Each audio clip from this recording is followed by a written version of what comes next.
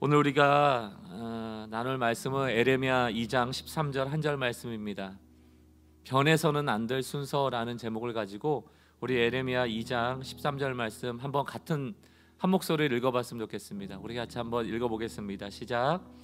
내 백성이 두 가지 악을 행하였나니 곧 그들이 생수의 근원되는 나를 버린 것과 스스로 웅덩이를 판 것인데 그것은 그 물을 가두지 못할 터진 웅덩이들이니라. 아멘.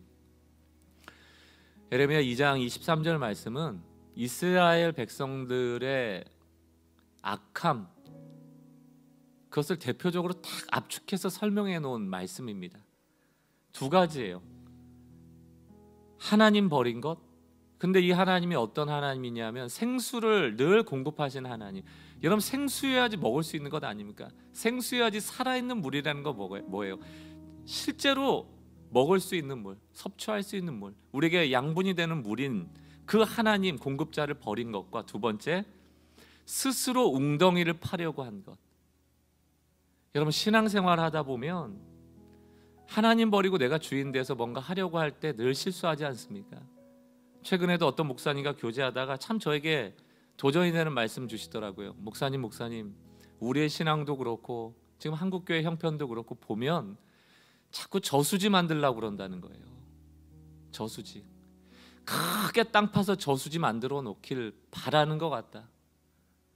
여러분, 저수지 그 왜 자꾸 그렇게 만들려고 그래요? 물론 비아노가 할 때 쓸 수도 있죠. 그러나 고인물은 결국 썩습니다. 오늘 그 목사님이 하셨던 얘기가 한국교회가 또 성도들이 곳곳에서 솟아나는 샘물 됐으면 좋겠습니다. 그런 얘기 하시더라고요. 근원이신 하나님을 만나 우리의 삶을 통해 좀 하나님의 생수가 솟구치는 일들, 그게 곳곳에서 일어나 그 물들이 지류를 타고 강이 되고 바다를 이루는 것, 그게 사실은 복음적인 것이거든요. 근데 우린 규모를 너무 좋아해요. 그냥 막 땅 파서 저수지 가둬놓고 와, 물 봐라. 썩는데, 쓸 데가 없는데. 하나님 오늘 뭐라고 하십니까? 샘이 솟는 살아있는 물을 공급받는 자가 되지 아니하고 스스로 웅덩이 파서 물 가두려는 그 시도를 막으시겠다. 그 웅덩이는 터진 웅덩이다 말하지 않습니까? 모으질 못해요. 갇히질 않아요. 인간에게 가장 큰 불행 세 가지를 이렇게 적었더라고요. 첫 번째는 사랑의 근원이신 하나님을 사랑하지 않는 것, 사랑이라는 걸 의지하고 신뢰하지 않는 것. 두 번째 불행은 하나님을 사랑하지 않으면서 자기를 사랑하는 것. 세 번째가 있습니다. 그 다음은 하나님 아닌 것을 하나님처럼 사랑하는 것.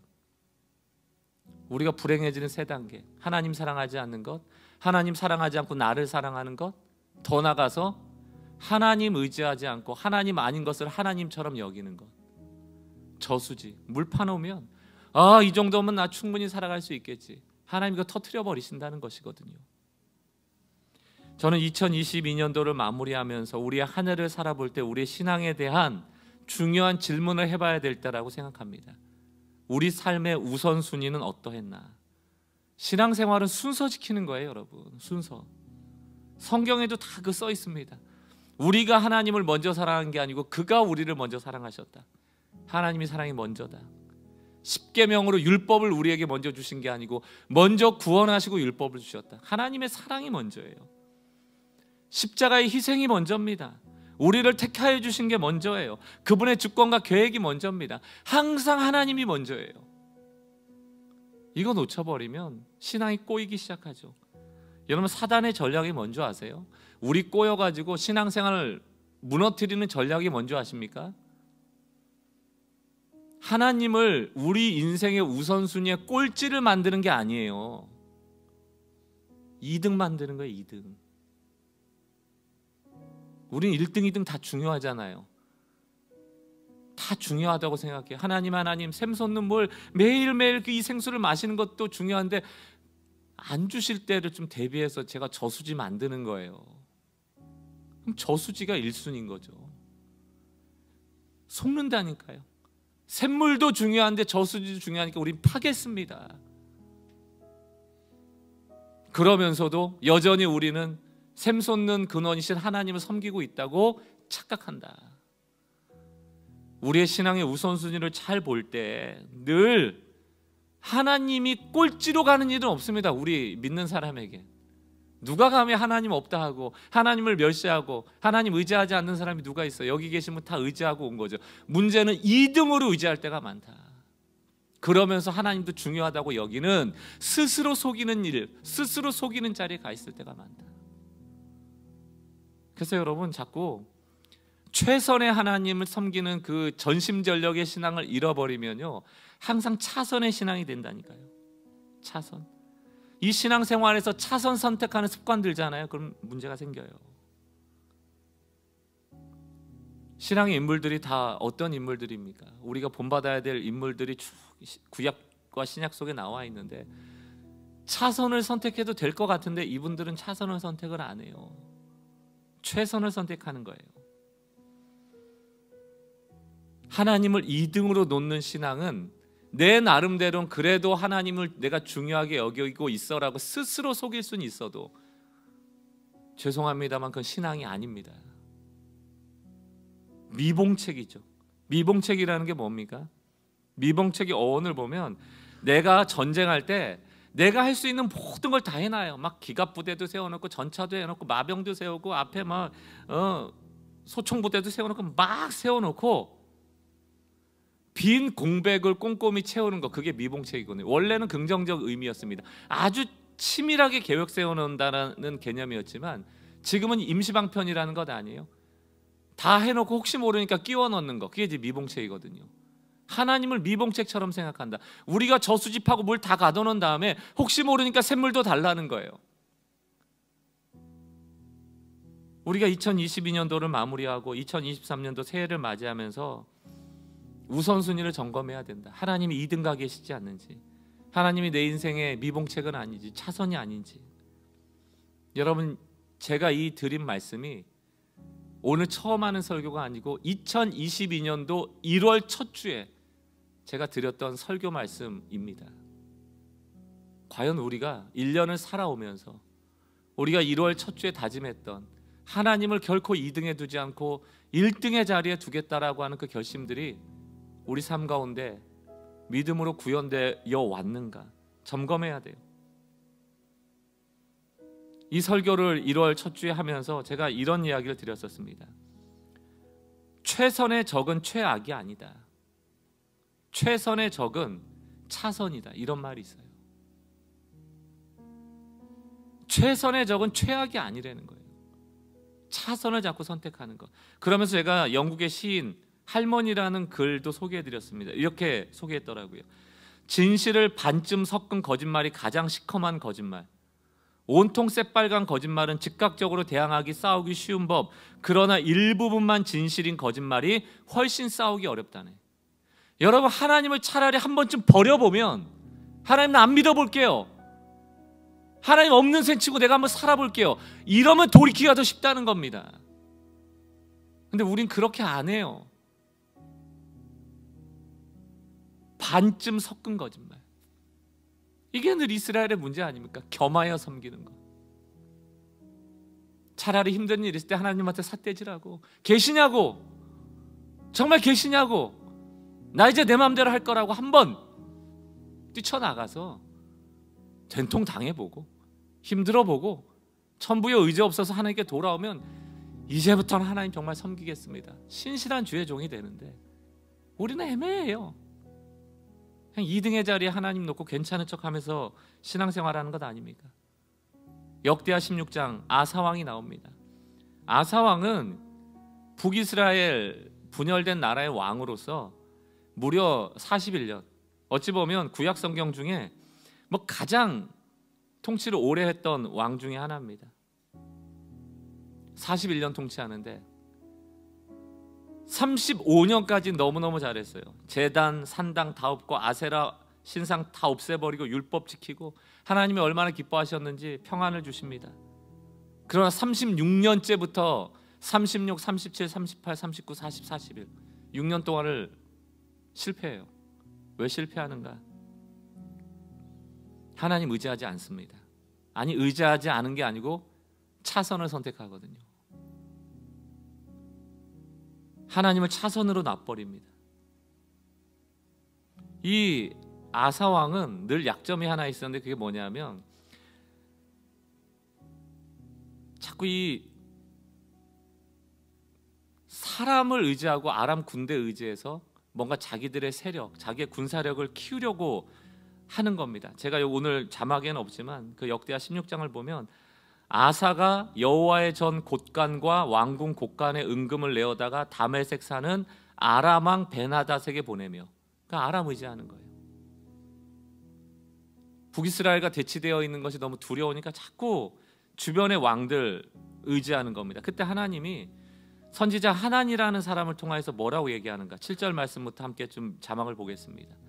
아람 왕 의지할 때 그때 선견자 하나니가 유다 왕 아사에게 나와 그에게 이르되 왕이 아람 왕을 의지하고, 아람 왕 의지하는 게 이게 원래는 이게 차선이잖아요. 이게 최선이 되면 안 되는데 지금 아람 왕에게 최선을 다하고 있고 왕이 하나님 여호와를 의지하지 아니하였으므로, 하나님을 차선으로 놨으므로 아람 왕의 군대가 왕의 손에서 벗어났나이다.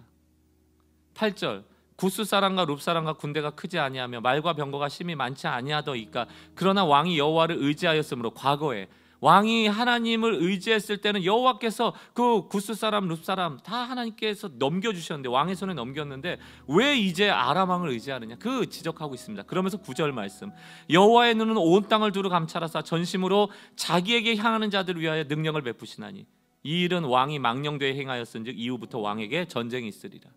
35년까지는 하나님이 이 나라에 평안을 주셨는데 하나님을 차선으로 여기며 아람 왕과 함께 겸하여 섬기는 일을 통하여 그 나라가 전쟁에 빠지게 되는 이런 일들이 있더라는 것이죠. 사랑하는 성도 여러분, 저는 오늘 이 2022년도 첫 설교를 우리가 다시금 마음에 새기면서 점검해야 될 것,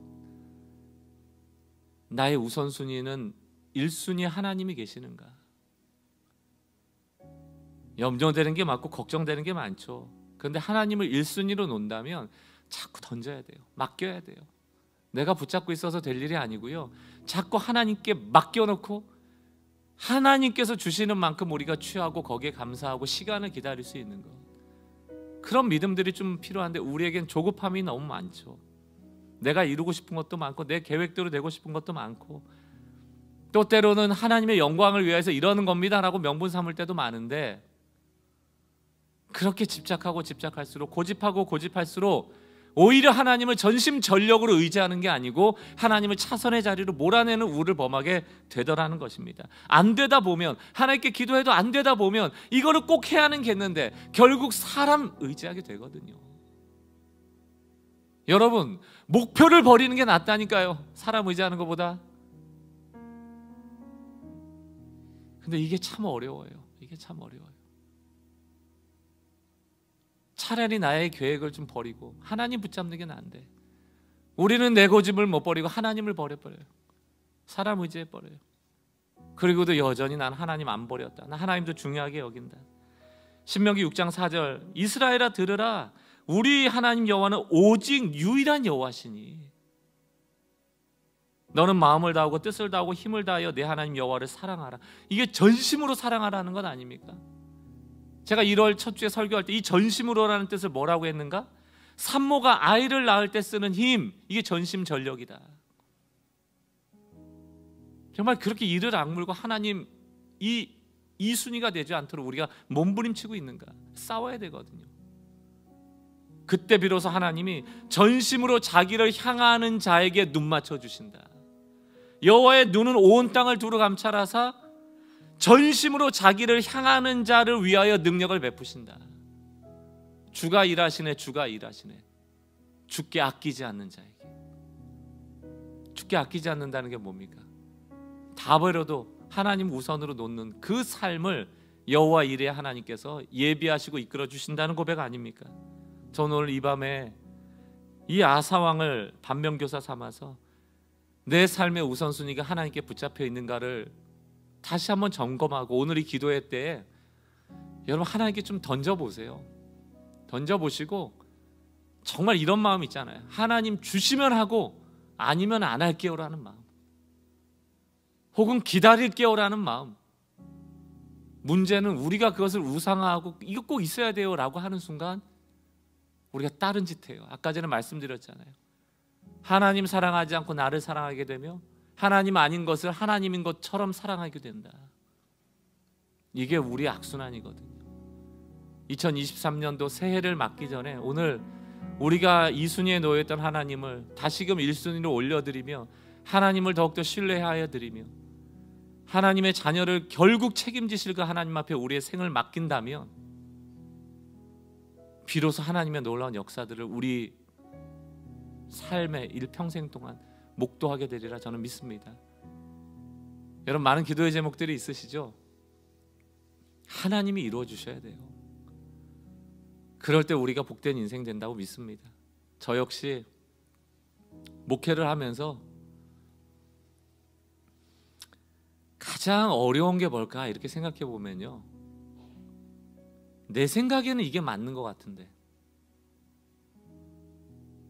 이렇게 하면 잘 될 것 같은데 라는 생각을 하나님 앞에 늘 점검하고 때로는 손을 펴 내려놔야 된다. 그냥 맡기고 하나님께서 하시는 일을 바라봐야 된다. 목도해야 된다. 이렇게 보는 거예요. 어떻게 가시나, 어디로 가시나, 그 간격이 좁혀지지 않도록, 내가 너무 멀어지지 않도록 자꾸 뒷모습 쫓아가야 된다. 근데 쉽지가 않아요. 급한 일들 있잖아요. 막 결정해서 지금이라도 막 해야 되는 일들이 있으면 그거 뭐 하나님의 때를 기다리고 하나님께 기도하고 그거 비효율적이라고 느껴질 때가 많거든요. 그거랑 싸워나가요. 그래도 하나님 좀 기다려 보겠습니다. 기도하겠습니다. 이게 사실 목회에서도 어렵더라고요. 여러분에게도 마찬가지라고 생각이 듭니다. 그러나 전심 하나님을 신뢰하는 마음으로 하나님 바라보면 좀 나갔으면 좋겠고요. 내가 내려놓을 때 하나님이 더 좋은 것으로 내 손에 쥐어주리라 저는 믿습니다. 아버지시니까. 아버지의 마음, 어머니의 마음이 그런 것 아니에요. 자녀에게 뭐라도 더 좋은 거 주려는 마음. 그 하나님 우리가 좀 신뢰하는 그런 시간 됐으면 좋겠어요. 조용히 한번 눈을 감아 보십시오. 여호와의 눈이 지금 이곳을 감찰하신다. 이곳에서 전심으로 자기를 향하여 신뢰하고 그 하나님을 내 삶의 1순위에 놓는 그 사람을 찾아가신다. 그 사람에게 능력을 베푸신다. 하나님의 능력 베푸시면 안 될 일이 어디 있겠습니까? 오늘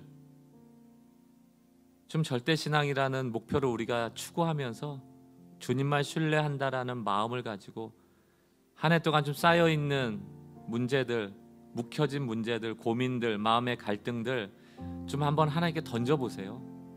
오늘 좀 훌훌 털고 가벼운 마음으로 이 밤에 이 자리를 떠났으면 좋겠습니다. 오늘 주신 말씀 좀 조용히 한번 점검하면서 내 삶의 우선순위는 무엇인지, 나를 잡고 하나님을 대체하여서 1순위에 가 있는 건 무엇인지 한번 돌아보세요. 찬양하신 분들 찬양하시고, 또 자기 자신을 조용히 돌아보실 분들은 돌아보시고, 주님 앞에 좀 구하고 싶은 게 있으면 구하시고요. 좀 내려놓고 싶으신 분이 있으면 좀 내려놓을 수 있도록 지금 도와달라고 결단도 하시고요. 좀 오늘 자유롭게 오늘 말씀을 붙잡고 기도하는 시간 갖겠습니다. 또 찬양하실 분들은 찬양하셔도 좋습니다.